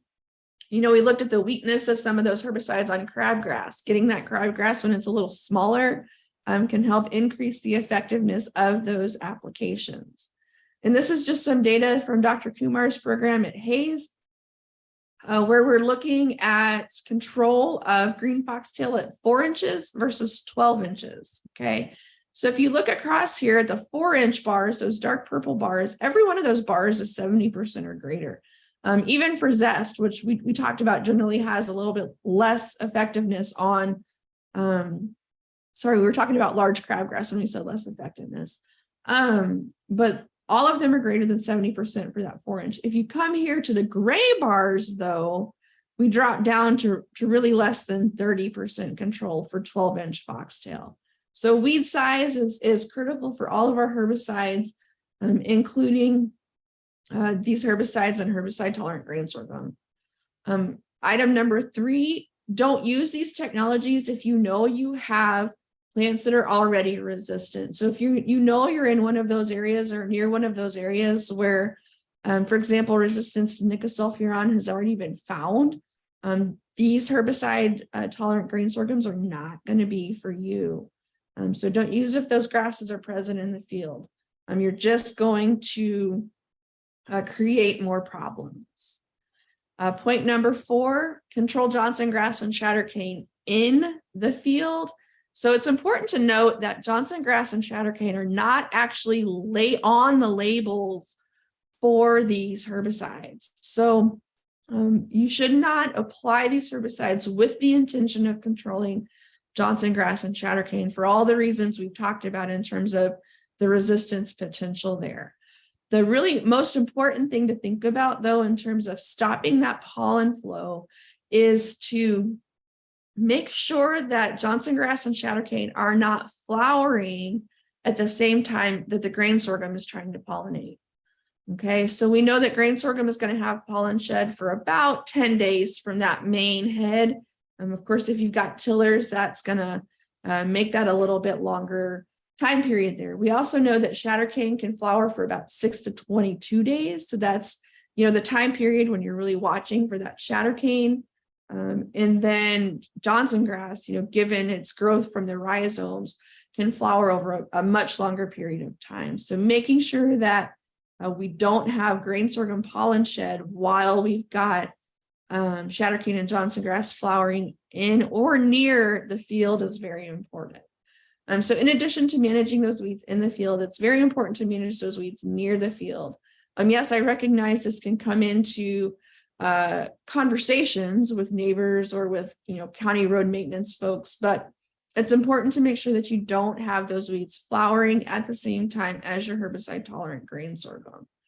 We know, for example, in the state of Texas, the guidelines for certified seed there for grain sorghum say that suggest that 400 feet is their threshold, but really there's no set distance to know how far that pollen is going to travel. So you just want to get as much distance as possible between herbicide tolerant grain sorghum and any related weeds. And again, the goal is just to keep things from flowering at the same time. And quite frankly, something as simple as mowing can be used to accomplish that goal. Item number 6, control volunteers.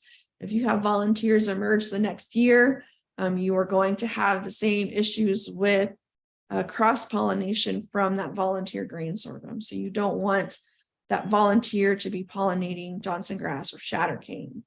Number 7, this is another one that applies to all cropping systems, and that would be to scout for escapes. If you think you have resistance, treat the escapes with a different herbicide so that you can control it, and or use non-chemical weed control. So Cody did a great job talking about all the various types of weed management that we can use. So think about some of those other tools. Here's where I insert jokes about great activities for ornery teenage kids is to go out and rogue weeds from the field. So the next item, number 8, is if you don't control your grasses, you need to let folks know. The first folks you need to let know are the crop protection companies, so UPL, Adama, Corteva. They have an obligation to manage herbicide resistance. So they need to know. And also, as the state specialist for weed science, I strongly believe that I have an obligation to help farmers understand where herbicide resistant populations occur and best management practices for eradicating or controlling them. Eradication is really not an option, controlling them. So please do get in touch with your extension agent or get in touch with myself directly. So we can have some conversations and just have greater awareness of the situation so we can help everyone in our communities. Point number 9, something that in Kansas we don't use a lot of, and that would be to think about harvest aids for grain sorghum. One of the things that this can do is help control weeds that may have produced seed later in the season. So hopefully we could suppress weed seed production of the grasses by using a harvest aid. Item number 10, this is a pretty low cost thing you can do, is just to make sure you're tarping grain trucks, because as this picture shows, spills can result in volunteers. And then we have the concern of the pollen being spread from those volunteers. Item number 11, really, this to me is one of the most important features on this list. Not that the others were not important, but this one is so important. And that would be to rotate crops and chemistries. So remember that all of these herbicides that we're using for herbicide tolerant grain sorghums are labeled in other crops. And so be very intentional about your hybrid selection so that you are getting the best fit in terms of which of these herbicides you're using in which cropping system. So if you're going after goat grass, according to Cody's data earlier, it looks like maybe Beyond is what you need to use. So then let's think about using First Act for our grain sorghum. Just making sure that we are rotating crops and chemistries. And I know that gets to be a challenge, but it's so important, and important to keep good records of what you're doing in this regard as well, so you don't control your crop by spraying the wrong herbicide. So 3 key points from those last 25 minutes or so here. Herbicide resistant or herbicide tolerant grain sorghums are great additional tools, but don't think they're silver bullets. Each of those 3 systems has strengths and weaknesses that you need to think about for your operation. These products are going to require careful stewardship. And then just kind of the disclaimer here, we hit the high points on that slide set. So make sure you're looking at the label to make sure you have the most detailed recommendations that you need. Okay, let's take questions all at once at the end, I think, for the sake of time, unless Jeannie or Craig, you guys think otherwise. I think let's keep rolling, Sarah. All right, let's do it. And if anybody So let's- has questions, real quick, if anyone has questions on what we just discussed with herbicide tolerant sorghum, go ahead and put them in the Q&A box. If you're on Zoom, if you're on YouTube, put them in the chat box or send an email to me with them, and then we'll get them to Sarah. Awesome. So we're going to roll on through, pun not intended, tumble windmill grass. So this is a weed that I have gotten quite a few questions on in my short time here at K-State. To be honest, it was a weed that I wasn't familiar with until I came to Kansas and started learning more about the no-till cropping systems here in Western Kansas. So we've got 4 kind of things we're going to talk about here. We're going to talk about identification. We're going to talk about biology of the weed. We'll look at some of the existing information on management, and then we're going to talk about some preliminary results from a study that I have been working on near Russell. So background information about tumble windmill grass. It's actually a native plant. Okay, so that's part of why it grows so well. It belongs here. But what happens is, through tillage or perhaps through overgrazing, we have created disturbance that has allowed this plant to start to take over and become problematic in our managed cropping systems. It's not super particular as to what type of soil it grows in. It does prefer full sun. So, competitive crops are always a good management tool to think about. Other things to know is it's a bunch grass. It grows in clumps, but those clumps can grow in large colonies. So it actually it's a perennial. It has short little rhizomes, shallow rhizomes, and it also regrows from the crown. So it can actually form colonies that look pretty much like turf grass. So if we think about identification here, leaves tend to be relatively short, about 6 inches long and pretty narrow. These leaves are going to be folded in the bud. They're really flat. So hopefully you can see from this picture how flat those leaves are down here at the leaf sheath. So the leaf sheaths several leaves can be sheathed together. So if you look at the base of one of these plants, it ends up looking sort of like a palm leaf or a fan, like the paper fans where they all come out together.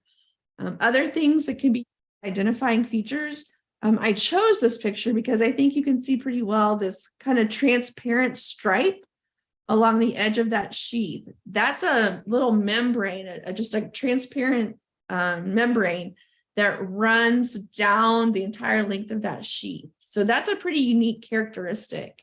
Another characteristic that you might be able to use, there's a fringe of longer hairs there near the ligule. The ligule is going to be real short, just a membranous at the base, but a fringe of hairs across the top. So it might look like the ligule has hairs. So as other identification pieces here, it will shoot up a flowering stalk. So most of the leaves are going to be pretty short, 6 inches or less, but it will shoot up these flowering stalks that can get up to about 15 inches tall. On these flowering stalks, you'll see a few kind of scattered leaves that are going to alternate along that stalk. Another thing to note is that at the nodes on that flowering stalk, it can produce adventitious roots. So just another way for it to spread. Panicles are going to have 10 to 16 branches. So you can see them here in this photo. And they're going to be in whorls, which you can see here in the photo on the right-hand side of your screen as that panicle has kind of opened up a little bit. So you can see they're in whorls around. You can see hopefully 3 different sets of whorled branches in that panicle.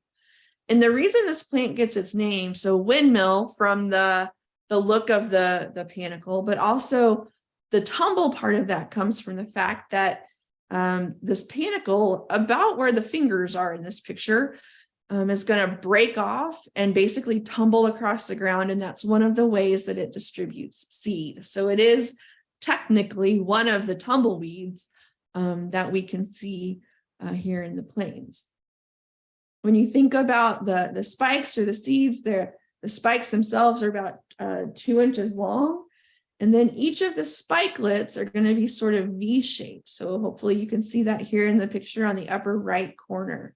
The photo to the left shows the coloring. They tend to be green to kind of maybe a reddish tint. And then as they mature, they are going to turn brown. One thing to note here, this is a wind pollinated weed. And so it will cross with related species. And so species that can cross like that tend to have pretty variable characteristics. So I've tried to pick the ones that are going to be consistent for you guys to use for identification, but just know that because it can cross with related species, we could see a range of characteristics for this weed. Tumble windmill grass is a warm season grass. And I mentioned before, it is a perennial. So it can regrow from the crowns, which you can see here in this picture. It also has short rhizomes. So rhizomes, the roots coming from those adventitious nodes there as well. Okay. So what do we know about controlling tumble windmill grass? We know that it's not super challenging to control when it's a seedling. So when I first started getting questions and comments about tumble windmill grass, I did what every good weed nerd does and started looking in the published literature to see what was out there. And the first paper I came across was this paper that was done here at K-State. Phil Stallman's on the paper, Dallas Peterson, Kasim, they're all on this paper done by a graduate student. And I thought, well, what do you mean? They got 100% control of this stuff across all their treatments. Then I went back and read the methods of the paper and found that they were controlling seedling tumble windmill grass in this case. So tumble windmill grass as a seedling is relatively controllable, okay? But when we look at mature plants, now this was a greenhouse study, not a field study, but they were looking at more mature plants to check control. And instead of showing you a percent weed control here, I'm showing you the number of tillers per plant. Okay, so this is their non-treated check here, this light gray bar at the end, how many tillers it had. So, we want the smallest number of, or the shortest bar here for everything else to the left. So they sprayed glyphosate, 2 different rates, and then they sprayed 3 different grass herbicides. So those ACCase inhibiting herbicides. So Post, Select, or I'm sorry, a clethodim formulation that I'm assuming was regular Select, and then Assure 2. Okay, so they sprayed all 3 of those. So take a look here at the seedling control, very good control for the seedlings. But then when they applied the herbicides, when the windmill grass was tillering or when the windmill grass was heading, they had much more tiller growth, so much less control relative to applications at the seedling growth stage. And so then the next step of this study that they did is they tried to look at why. And what they found is that translocation is greatly reduced after tillering starts. So once that plant starts to tiller, it stops moving the herbicide around in the plant, and effectively you're spraying a herbicide that needs to be translocated through the plant to be effective, but it's moving in the plant like a contact herbicide, so it's not effective. So I then went on and looked at some other data and found from the turfgrass world some greenhouse studies where they were looking at group 27 herbicides. So here we've got mesotrione, and tepramazone applied with and without triclopyr. Okay, so this is another case where they were looking at above ground biomass. And so we want a small bar here. And so some of the best control was when they applied the mesotrione, so Callisto or tepramazone. So in our world, that would be Impact with triclopyr. So they sprayed that when they had 10 to 15 tillers on those plants. So that's fairly decent size clump of tumble windmill grass. What they did though is after they collected that above ground biomass, so they clipped that off as the surface, and then they watered those plants again and let it regrow. And 2 weeks after, they did see some regrowth in some of these treatments. But again, the mesotrione with triclopyr and the tepramazone plus triclopyr had much less regrowth than the other plants. So that's sending some signals that maybe these are some herbicides that we should be looking at in field studies.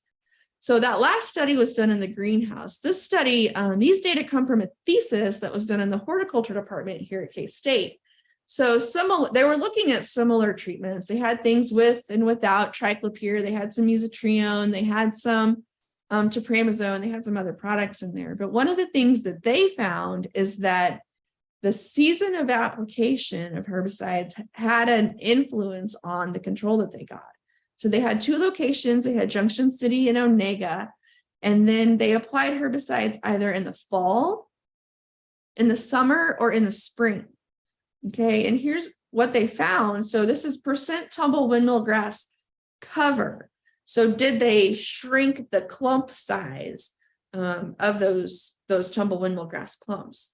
And what these data suggest is that herbicide applications in the spring, in this case, were more effective at reducing the size of those tumble windmill grass clumps compared to herbicide applications made in the fall or the summer.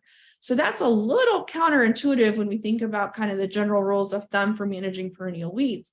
A lot of times we'll say if it's a perennial, we want to make that application later in the season so that we can take advantage of how the herbicide is translocated in the plant. But remember, we're dealing with a plant that doesn't translocate the herbicides. So those spring applications actually looked like they were a little bit better. Other things we know as we think about cultural control, we know that tumble windmill grass can be resistant to fire. That actually increases the growth of tumble windmill grass. But we do know that tillage can suppress tumble windmill grass. So Augustino Bohr and some other folks at Hayes have a long-term no-till trial, and they have tumble windmill grass as one of the key weeds in that trial. And so they were looking at this idea of strategic tillage or reduced tillage to try to manage tumble windmill grass. And much like the data that Cody was showing for downy brome, it looks like strategic tillage, so occasional tillage, can be an effective way to suppress tumble windmill grass. The other piece of the study is that they were looking at some soil health parameters because they didn't want to lose the benefits of no-till. And in most cases, they actually found that they did not lose the soil health benefits of no-till by occasional tillage to manage the weeds. And so that leads us to the study that we've been working on in Russell. So we took a field that was conventionally tilled, and it was in a wheat sorghum fallow rotation. We divided our study area into 3 sections, but we're only going to talk about 2. So we had a no-till section of the study. We had a section of the study that we ran sweet plows. That was done on April 27th, about 4 to 5 inches deep.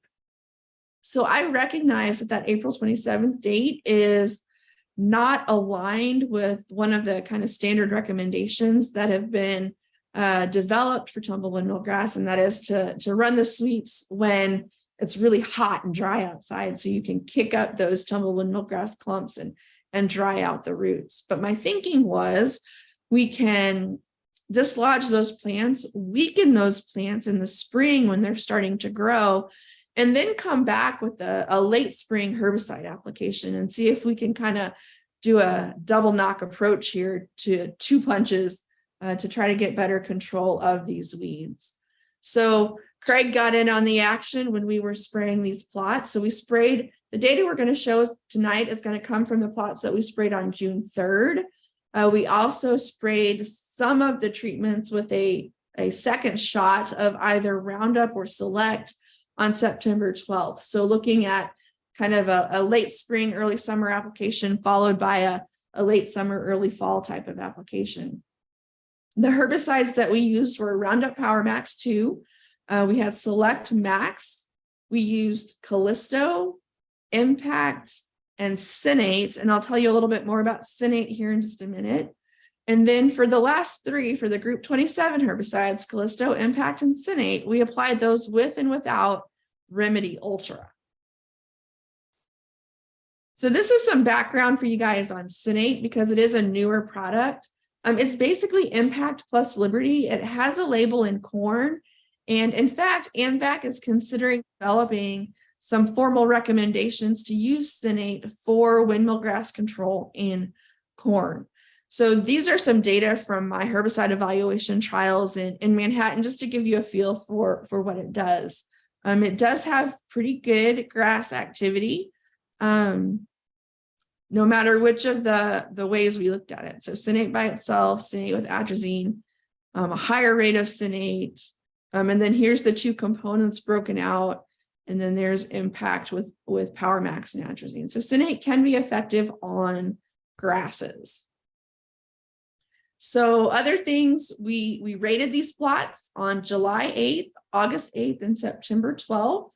We're rating them again after the fall applications. We've got the trial area planted to wheat right now, and we'll collect some additional ratings here once things start to green up in the spring. So I chose this picture for the slide because I wanted to show you, this is the middle section of that trial where we used a moldboard plow. There is still no tumble windmill grass growing in that section. So I know that that's not necessarily a very desirable method for folks, but if you're talking about, preserving the outside of a field from encroachment from the road banks, maybe that's something that could be a fit for some folks. Data analysis, we looked at it in terms of what did the tillage systems do? We looked at how did the herbicides perform?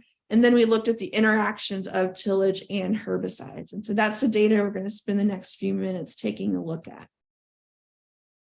So main effect of tillage here, in every case, we found that obviously the sweep plow was better than the no-till treatment. So that means that we did get a boost in our weed control from our herbicides by using the sweep plow prior to application. So here's just some examples. So I need to move some things around so I can remember what I'm showing you here. So these photos were taken on September 12th. The picture on the left is the select treatment in the no-till plots. The picture on the right is the select treatment in the sweep plowed plots. Clearly the select did not control the Palmer amaranth, but you can see a definite reduction in the size of the green area in those tumble windmill grass plots. So I also wanted to show you guys, so this is Callisto plus Remedy in the no-till and Callisto plus Remedy in the sweep plowed section. So this was one of the areas where we saw a big difference in the treatments here. So I put this little star here to remind me to tell you that there was a statistically significant difference in the weed control between these two plots. So you can see here nearly a mat of the windmill grass and the no-till plots. However, when we come over to the sweep till plots, you can see to the line where we made that herbicide application in those plots.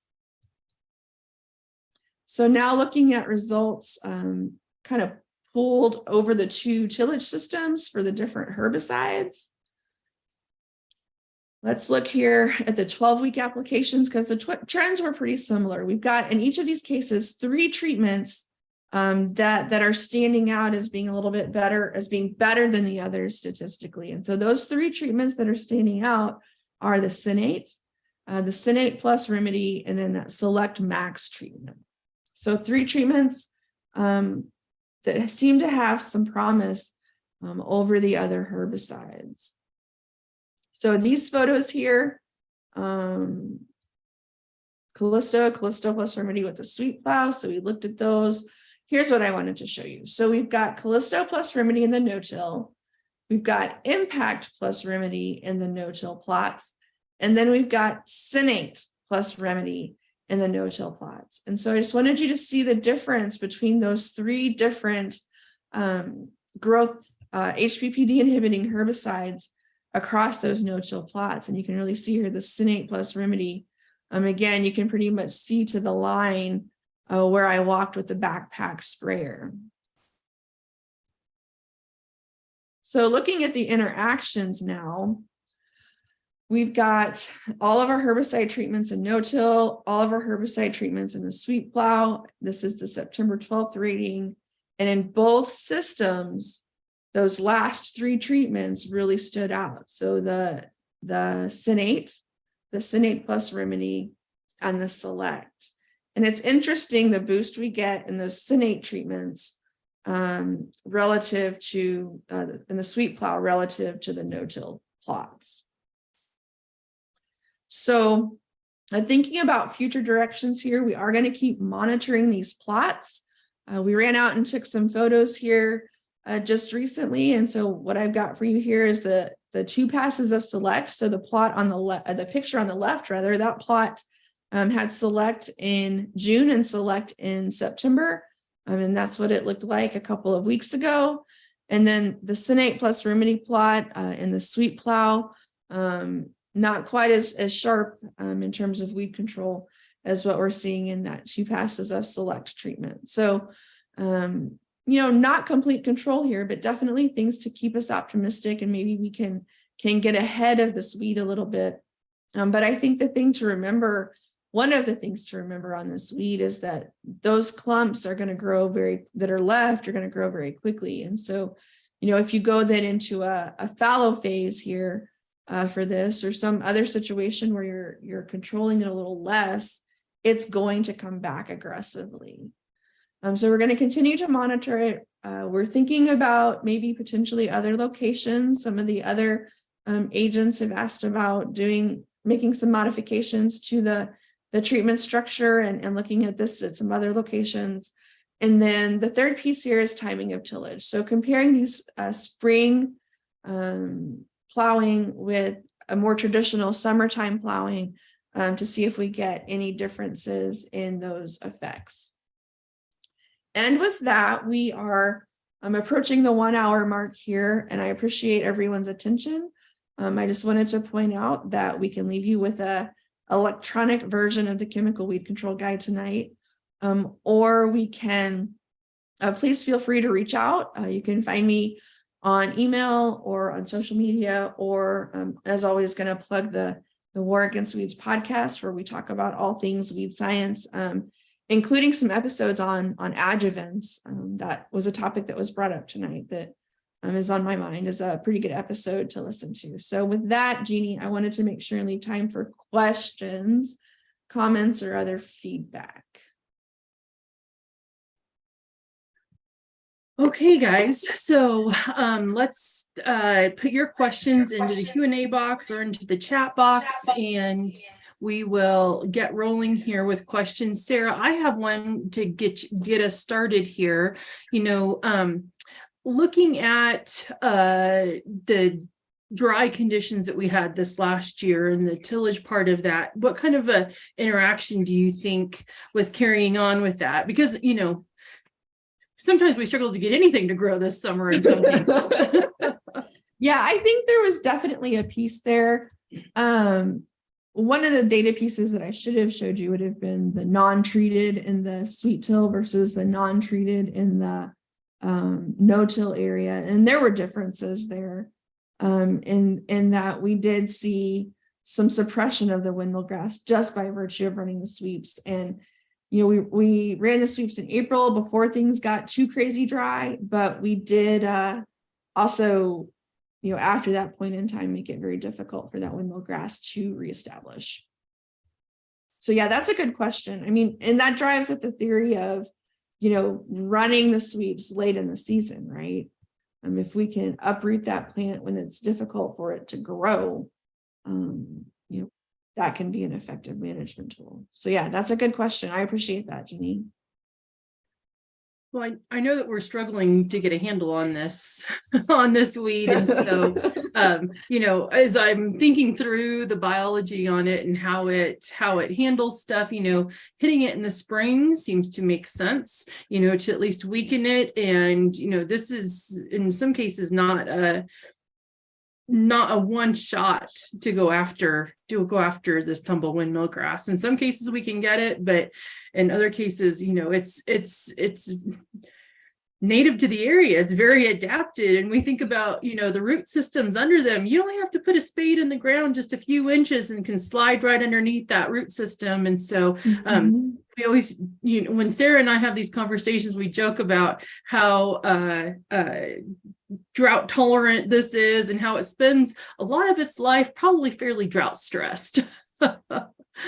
That's right. And so that's, coming into play when we think about this, the challenges that we have with managing windmill grass, right? It's adapted to a semi-arid environment. And so it's going to be challenging to get herbicides into that plant.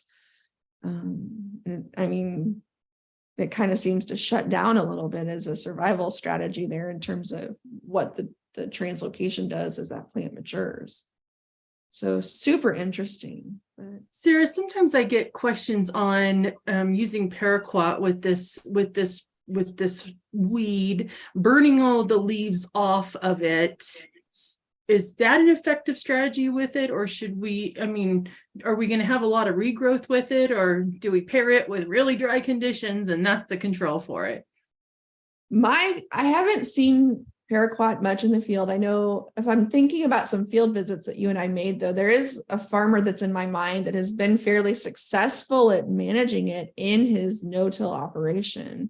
And it seems like that is an important piece of his operation. I think some things to be aware of, though, is that consistent control or consistent effort, whatever your control practice is going to be needed.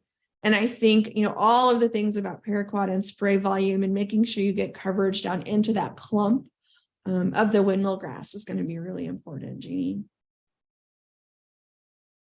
Okay.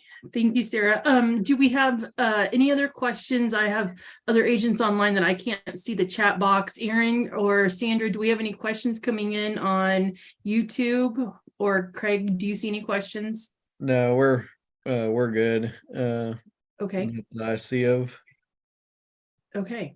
And one thing I might mention, going back to the herbicide tolerant grain sorghum, I know you mentioned some of the populations that already had resistance. I believe Vipin confirmed some ACCA resistant shatter cane, like in Graham County, I believe, in 2021.